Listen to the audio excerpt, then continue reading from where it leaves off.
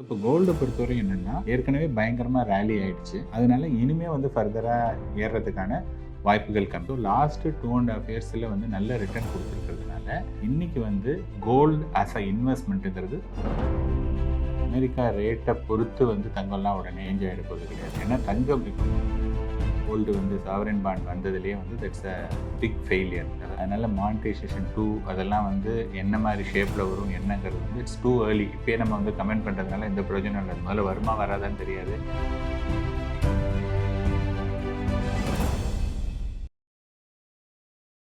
Line லயனா dates, இது தரும் ஆரோக்கியம் இயற்கையானது. லயன் லயனா பிரீமியம் டேட்ஸ். சென்னையோட நெக்ஸ்ட் புல் Padappai Japanese theme villa flats VGK Zenora Garden flats from 18 lakhs and villas from 48 lakhs. IBC Tamil நேயர்களுக்கு வணக்கம்.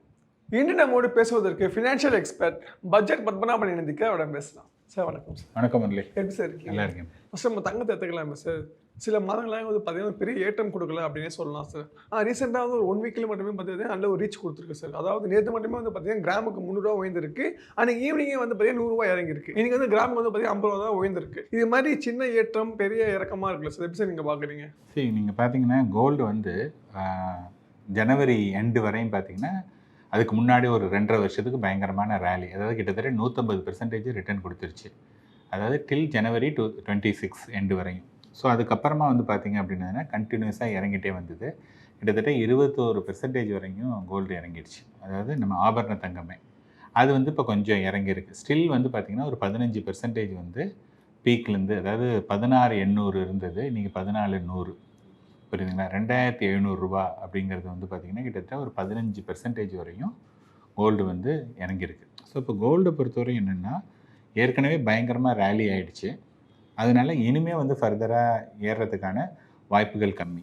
ஸோ இப்போ இதில் வந்து பார்த்திங்கன்னா டாலர் மதிப்பில் வந்து 4,400 இருக்குது. ஸோ ட்ரேடிங் வந்து பார்த்திங்கன்னா 4,000லேருந்து 4,400, மேக்ஸிமம் 4,500 போது திருப்பி கீழே வருது.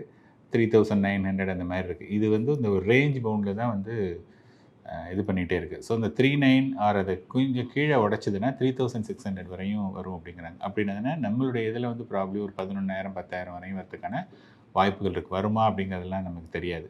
ஆனால் எப்போதுமே ஒரு அசெட் கிளாஸில் நம்ம இன்வெஸ்ட் பண்ணுற போது அந்த அசெட் கிளாஸ் வந்து லாஸ்ட்டு 2-3 இயர்ஸ் எப்படி பெர்ஃபார்ம் பண்ணியிருக்கு அதை பார்த்து தான் நம்ம ஃப்யூச்சரில் இன்வெஸ்ட் பண்ணணும். ஸோ லாஸ்ட்டு 2.5 இயர்ஸில் வந்து நல்ல ரிட்டர்ன் கொடுத்துருக்கிறதுனால இன்றைக்கி வந்து கோல்டு ஆஸ் அ இன்வெஸ்ட்மெண்ட்டுங்கிறது என்னை பொறுத்த வரைக்கும் தவிர்க்கணும். அதாவது ஒரு இன்வெஸ்ட்மெண்ட் ஆங்கிளில் இல்லை சார், நெக்ஸ்ட்டு 6 மந்த்ஸில் ஒரு மேரேஜ் வருது அப்படின்ட்டு ஏதாவது ஒரு கன்சம்ஷனுக்குன்னா நீங்கள் வாங்கிக்கலாம். But gold as a investment வந்து இங்கேருந்து நெக்ஸ்ட்டு 3-5 இயர்ஸ்க்கு வந்து தவிர்க்கிறது நல்லது. Okay sir. அதே மாதிரி வந்து பார்த்தீங்கன்னா அமெரிக்கா எடுத்துக்கலாமா சார்? அங்கே வந்து ரேட் வந்து உயர்த்துவாங்களா இல்லைன்னு தெரியல சார். சப்போஸ் இன்கேஸ் அமெரிக்கா வந்து ரேட் உயர்த்தினாங்கன்னா தங்கம் எந்த அளவுக்கு சார் ரிஃப்ளெக்ட் ஆகும்னு நினைக்கிறீங்க நீங்கள்? சரி, எதான் சொல்லுங்க. இங்கே அதாவது அமெரிக்கா ரேட்டை பொறுத்து வந்து தங்கம்லாம் உடனே சேஞ்ச் ஆகிட போகிறது கிடையாது. ஏன்னா தங்கம் இப்போ வந்து பார்த்தீங்கன்னா இப்போ இவ்வளோ நாளில் ரேலி ஆனதுக்கும் அமெரிக்கா ரேட்டுக்கும் சம்பந்தம் இருந்ததா?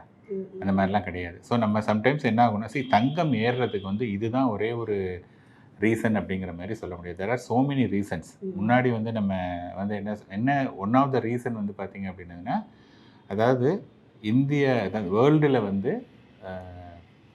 யூஎஸ் டாலருக்கான மதிப்பு வந்து ரொம்ப ரொம்ப ஸ்ட்ராங்காக இருக்குது. எல்லாருமே வந்து யூஎஸ் டாலர் அப்படின்னு தான் சொல்லிட்டு இருக்காங்க. பட் யூஎஸ் டாலரை வந்து நிறைய கண்ட்ரி வந்து அதை வந்து அதோடைய வேல்யூவை கம்மி பண்ணணும் அப்படின்னு சொல்லிட்டு இந்த டீடாலரைசேஷன் சொல்கிறாங்க இல்லையா?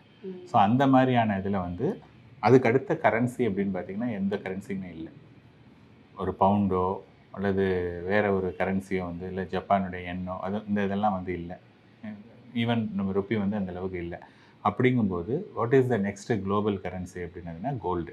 ஸோ அதனால தான் வந்து என்னென்னா இந்த டீடாலரைசேஷன் அது அமெரிக்கா மாதிரியான ஒரு பெரிய கண்ட்ரி வந்து ஜஸ்ட் லைக் தட் அவங்களுடைய கரன்சியை வந்து அவ்வளோ ஈஸியாக உயர்த்துக்கு விட மாட்டாங்க. ஸோ அந்த ஒரு ரீசன்னால் வந்து கோல்டு கொஞ்சம் ஏறினது. அண்டு நிறைய ஜியோ பொலிட்டிக்கல் நிறைய காரணம் இருக்குது. ஸோ இங்கேருந்து வந்து பார்த்திங்க அப்படின்னதுன்னா இர்ரெஸ்பெக்டிவ் ஆஃப் த யூஎஸுடைய ஈல்டு இன்க்ரீஸ் ஆகுது டிக்ரீஸ் ஆகுது, கோல்டுக்கும் அதுக்கும் இப்போதைக்கு இருக்கக்கூடிய காலகட்டத்தில் எந்த விதமான சம்பந்தம் இல்லைங்கிறது தான் என்னுடைய பார்வை. சில வருஷங்களுக்கு அப்புறம் வந்து டீடாலரைசேஷன் வந்து பாசிபிளாக இருக்குமா சார்? இல்லைங்க, அது வந்து என்னென்னா only the time will tell. புரியுதுங்களா? இப்போ வந்து டீடாலரைசேஷன் அது இப்போ வந்து மிஸ்டர் ட்ரம்ப்புடைய நிறைய நடவடிக்கைகள்லாம் ரொம்ப புதிராக இருக்குது. So not only other countries, even அங்கே இருக்கக்கூடிய யூஎஸில் இருக்கிறவங்களே பெருசாக அவருடைய ஆக்டிவிட்டி வந்து விரும்புறதில்லை. ஸோ இவருடைய போக்கு என்னன்னு பார்க்கணும்.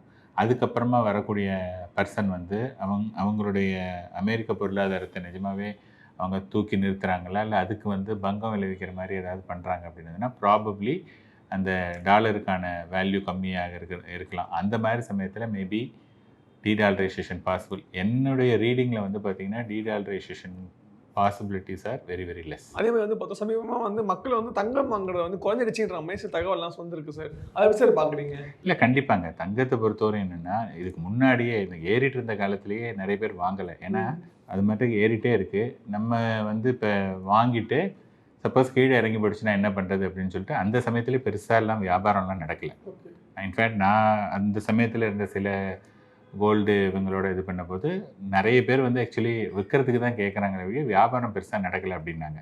ஸோ ஈவன் நவ் இப்போயும் வந்து பார்த்திங்கன்னா யார் தங்கம் வாங்குறாங்க, எகெயின் இதெல்லாம் வந்து ஒன்லி நோன் சோர்ஸில், இது வந்து எனக்கு அத்தன்டிக் டேட்டாவான்னு தெரியாது. நான் கேள்விப்பட்டது, நான் படித்தது பார்த்ததில் வந்து பார்த்திங்க அப்படின்னதுன்னா தங்கத்தை பொறுத்தவரையும் இன்றைக்கி இருக்கக்கூடிய பீப்புள் யாருக்கு அதோடைய தேவை, அதோடைய பயன்பாடு வந்து இம்மீடியட்டாக இருக்கோ அவங்க தான் வாங்குறாங்க. அது ஒரு இன்வெஸ்ட்மெண்ட்டாக சரி 1600 வரையும் போச்சு, இப்போ கொஞ்சம் கம்மியாக இருக்குது, இப்போ வாங்கி நம்ம ஃப்யூச்சரில் நல்லா மணி பண்ணலாம் அப்படிங்கிற மாதிரியான பீப்புள் வந்து ரொம்ப ரொம்ப கம்மி. அது மாதிரி தான் இப்போ நடந்துட்டு. Okay sir. அதே மாதிரி வந்து தங்கத்திலே வந்து பார்த்தோம்னா இப்போ வந்து மத்திய அரசு வந்து பார்த்தீங்கன்னா கோல்டு மானிட்டைசேஷன் 2.0 வந்து கொண்டு வர போத சில தகவல்லாம் வந்திருக்கு சார். அது ஸ்கீம் எப்படி சார் நீங்கள் பார்க்குறீங்க? ஃபஸ்ட்டு வந்து என்னென்னா இது வந்து நிறைய விஷயங்கள் வந்து ஒரு பேச்சுவார்த்தையில் தான் இருக்குது. ஸோ பேச்சுவார்த்தை வரும்போதே இப்போ நம்ம வந்து அது ஒப்பீனியன் சொல்கிறத விட அந்த கோல்டு மானிட்டைசேஷன் 2 வரட்டும், வந்ததுக்கப்புறமா அது என்னங்கிறத பார்க்கணும். ஏன்னா ஃபஸ்ட்டு தடவை வந்து இவங்க கோல்டு வந்து சாவரன் பாண்ட் வந்ததுலேயே வந்து தட்ஸ் அ பிக் ஃபெயிலியர். அதாவது இவங்க எக்ஸ்பெக்ட் பண்ணது வந்து கவர்மெண்ட் வந்து கோல்டு பெருசாக ஏறாது அப்படின்னு தான் நினச்சாங்க. அது பட் கோல்டு வந்து கண்ணாப்பின்னான்னு ஏறினது. அதுவே வந்து பார்த்திங்கன்னா பயங்கரமான ஷாக்கிங். அதனால் மானிட்டைசேஷன் 2 அதெல்லாம் வந்து என்ன மாதிரி ஷேப்பில் வரும் என்னங்கிறது வந்து இட்ஸ் டூ ஏர்லி. இப்போயே நம்ம வந்து கமெண்ட் பண்ணுறதுனால எந்த பிரயோஜனம் இல்லை. அது முதல்ல வருமா வராதான்னு தெரியாது. அது வந்ததுக்கப்புறமா அதை பற்றி பேசுகிறது வந்து it makes more meaning. Okay sir, நீங்கள் சாரி சொல்லியிருந்தீங்க. அதாவது கோல்டு தேவைக்கு நான் மட்டும் வாங்கிக்கலாம் நம்ம சொல்லியிருந்தீங்க. கரெக்ட். இப்போ சில பேர்லாம் வந்து பார்த்தீங்கன்னா கோல்டு ரொம்பவே ஒரு இருப்பாக இருப்பாங்க சார். அவங்க வந்து பார்த்தீங்கன்னா இப்போ வந்து இன்வெஸ்ட் பண்ணி அவனுக்கு கோல்டில், ஆனால் அவங்க நகையாக வாங்காமல் இடிஎஃப்லாம் போடலாமா அந்த மாதிரி சஜஷன்லாம் கேட்குறாங்க சார். நீங்கள் சொல்லுவீங்க? இல்லைங்க, அதாவது நான் சொல்கிறேன், எப்போதுமே கோல்டை பொறுத்த வரையும் ஒருத்தர்கிட்ட வந்து நகையே இல்லை, என்கிட்ட கொஞ்சம் கூட நகை இல்லை அப்படின்னு சொன்னதுன்னா அவங்க வந்து ஃபிசிக்கலாக வாங்குறது நல்லது. ஸோ தட் அதில் என்ன அட்வான்டேஜ்னா ஃபிசிக்கலாக அவங்க வேர் பண்ணவும் பண்ணுவாங்க, அதோடைய growth what ever the growth அதுலேயும் அவங்க பார்ட்டிசிபேட் பண்ண முடியும். இப்போ வந்து வெறும் இடிஎஃப்பில் இருக்குங்கிறது வந்து it is more of a investment. அப்படின்னு இருக்கும்போது அது இடிஎஃப்பில் மணி இருந்தால் என்ன, மியூச்சுவல் ஃபண்டில் இருந்தால் என்ன, வேறு இதில் இருந்தால் என்ன. ஸோ உங்களுக்கு வந்து கோல்டை நீங்கள் அனுபவிக்கணும் அல்லது கோல்டு அஸ் அ கன்சம்ஷன் அப்படின்னு சொன்னதாக இருந்ததுன்னா it is always physical gold. Gold as a investment, sir இந்த கோல்டில் வந்து எனக்கு கோல்டு வந்து நல்லா உயரும், அது நான் இன்வெஸ்ட்மெண்ட்டுக்கு அப்படின்னு சொன்னால் gold ETF will be the better option. So கன்சம்ஷன்னா ஆல்வேஸ் ஃபிசிக்கல், இன்வெஸ்ட்மெண்ட் இருந்ததுன்னா ஆல்வேஸ் ETF. ஸோ நிறைய விஷயங்கள் பகிர்ந்துக்கிட்டீங்க. உங்கள் நேரத்தை எனக்கு செலவிட்டதுக்கு மிக்க நன்றி சார். நன்றி. லயனா டேட்ஸ், இது தரும் ஆரோக்கியம் இயற்கையானது. லைனா பிரீமியம் டேட்ஸ். சென்னையோட நெக்ஸ்ட் புல் Padappai Japanese theme villa flats VGK Zenora Garden. Plots from 18 lakhs and villas from 48 lakhs.